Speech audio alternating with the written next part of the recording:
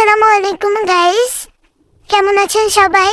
ঝড় বৃষ্টিতে আমাদের বাড়ির উঠোনে আম গাছ থেকে অনেকগুলো আম পড়েছে। এই আমগুলি দিয়ে আমি আচার বানাবো।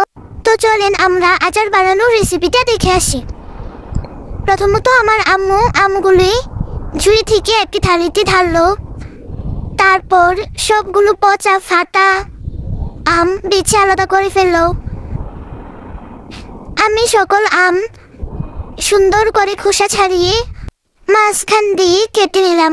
গাইস, দেখতে পাচ্ছেন আমার একটি মুরগির ছানা কি দুষ্টুমি করতেছে। আমার ভিডিও যতদিন দেখবেন ততদিন পর্যন্ত তার অত্যাচার সহ্য করতে হবে। দেখেন কিভাবে কেটে নিয়েছি।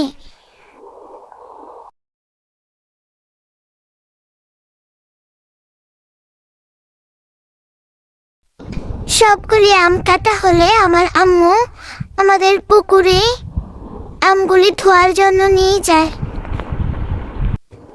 দেখুন গাইস, আমাদের পুকুরটা কত সুন্দর।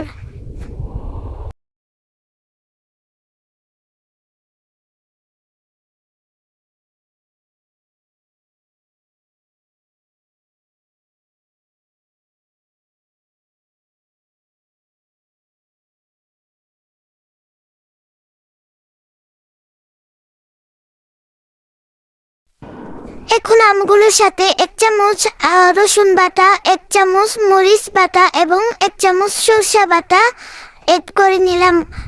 সাথে একটু সুন্দর কালার আসার জন্য হলুদও দিয়ে দিলাম। হাত দিয়ে মাখিয়ে আমগুলো সুন্দরভাবে থালিতে একটা একটা করে বিছিয়ে নিলাম। সবগুলো আম বিছানো হয়ে গেছে, এখন রোদে দেওয়ার পালা। আমাদের উঠানে অনেক রোদ, 3 থেকে 4 ঘন্টার মতো রোদে দিয়ে রাখতে হবে। তার থেকে বেশি দিলে আচারের স্বাদ নষ্ট হয়ে যায়। এখন আসি আচার বানানোর পালা।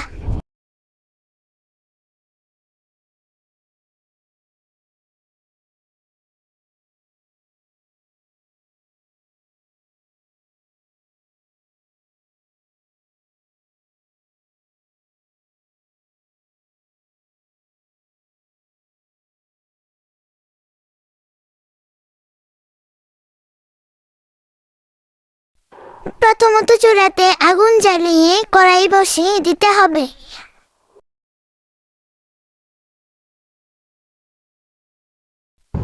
কড়াইয়ে পরিমাণ মতো তেল দিয়ে হালকা একটু গরম হওয়ার পর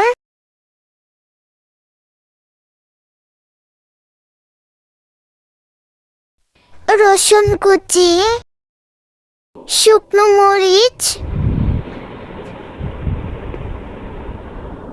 এবং কয়েকটা তেজপাতা দিয়ে নিতে হবে। কিছুক্ষণ এভাবে ভেজে নিতে হবে। সাথে অল্প কয়েকটা 5 ফোড়নের গুঁড়ো দিতে হবে। অল্প কিছুক্ষণ ভাজার পর আমগুলি এক এক করে দিতে হবে।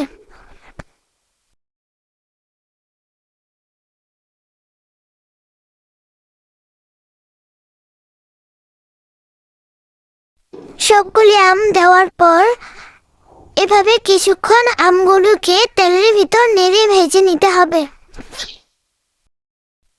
তারপর পরিমাণ মতো লবণ, হলুদের গুঁড়া এড করে নিতে হবে।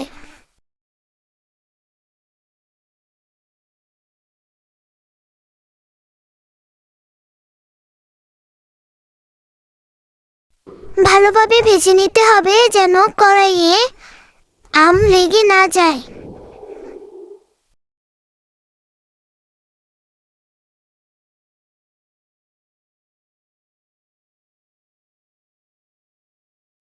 কিছুক্ষণ ভাজার পর আমে চিনি দিতে হবে।